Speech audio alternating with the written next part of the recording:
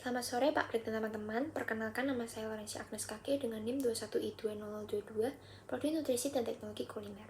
Pada kesempatan kali ini, saya akan melakukan video reaction meringkas poin-poin penting dari artikel kimia pada tugas agama 07.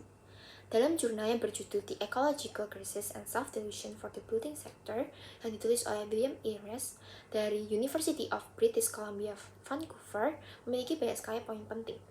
Self-delusion yaitu memperbodoh diri sendiri, mengerti itu tidak benar namun tetap dilakukan.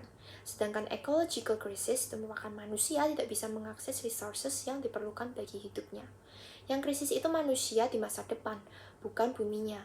Maka, kita perlu berpikir jernih, solutif, dan memiliki iman yang kuat untuk menciptakan keselamatan ekologis bagi seluruh makhluk hidup. Dalam artikel ilmiah tersebut, terdapat banyak sekali poin penting. Dunia ini ada di dalam situasi kerapuhan akan sesuatu yang tak bisa terelakkan lagi untuk menghadapi krisis ekologi yang bisa membahayakan peradaban global. Meskipun sedang krisis, komunitas global seperti bersikap bodoh dengan tidak ada keputusan atau kebijakan yang strategis yang dapat mengantisipasi ancaman kerusakan lingkungan dan kapitalisme serta tidak mau bermeditasi atau berpikir yang jernih. Perlu ada kebijakan-kebijakan yang pro-biologi dan pro-cultural yang bisa membuat orang berubah perilakunya dari overconsumption menjadi hemat, cermat, dan bersahaja, agar tidak membunuh generasi muda selanjutnya. Menurut William, mobil yang ramah lingkungan, bangunan yang berbasis nature, itu solusi yang bodoh, karena tidak mengubah overconsumption. Overconsumption tidak bisa diatasi dengan less overconsumption karena populasi manusia juga terus meningkat, sehingga polusi juga bisa meningkat. Solusi yang seharusnya bersifat menerima kestabilan solusi dan berpikir lagi solusi yang membuat masyarakat bisa bersahabat dengan alam. Kita butuh budaya baru, pembelajaran baru mengenai mitologi, dan agama-agama perlu mengajarkan sesuatu yang baru untuk melindungi lingkungan hidup. Seperti dalam agama Katolik terdapat Laudato Si atau terpujilah Tuhan. Keselamatan ada 3 unsur, yaitu kosmos atau alam semesta, manusia, dan Tuhan. Ada relasi persahabatan antara 3 tersebut baru terciptalah keselamatan. Penyebab terbesar dari krisis ekologi adalah bidang pembangunan seperti pabrik dan rumah yang menyebabkan krisis ekologi serta membuat generasi muda akan mati dan tidak merasakan kesehatan alam karena kita serakah dan overconsumption. Masyarakat sekarang sifatnya sangat menyukai teknologi dan industri. Akar permasalahan kenapa masyarakat tidak stabil itu terdapat pada kodrat manusia yang sifatnya overconsumption dan budaya masyarakat yang menuju overconsumption atau memuja keserakahan.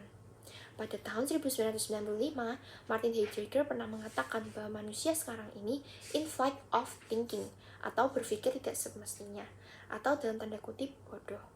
Manusia bodoh bukan dari kemampuan berkalkulasi, berambisi, melainkan pada kemampuan bermeditasi dan berpikir untuk apa yang baik bagi semua dan menimbang dengan matang apa yang kurang dari diri manusia. Kelemahan manusia modern adalah meditative thinking. Climate change atau krisis iklim yang disebabkan oleh tekno-industrial itu bisa menyebabkan beberapa negara akan membunuh orang-orang yang tidak bisa bertahan. Semua negara yang mengalami krisis global ini akan saling menendang jika tidak mengembangkan sumber daya. Jika populasi banyak sementara sumber daya makanan dan papan itu terbatas, maka yang miskin akan susah mendapat dan binasa. Homo sapiens atau manusia memproklamasikan diri sendiri sebagai makhluk yang paling pandai di bumi ini. Namun dalam menjalankan urusan tak bisa salah dan membunuh generasi sendiri. Karena yang dominan dalam manusia bukan kebijaksanaannya, melainkan hasrat primitifnya. Atau hanya peduli terhadap yang jangka pendek, seperti kemewahan, uang, dan kenikmatan. Delusion itu kebodohan dan delusi adalah kondisi di mana penderitanya tidak membedakan hal yang nyata dan tidak.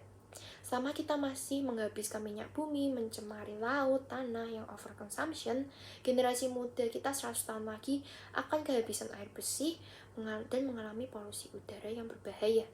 Dalam pertemuan Bank Dunia menyatakan bahwa ada krisis ekologi karena kita overconsumption.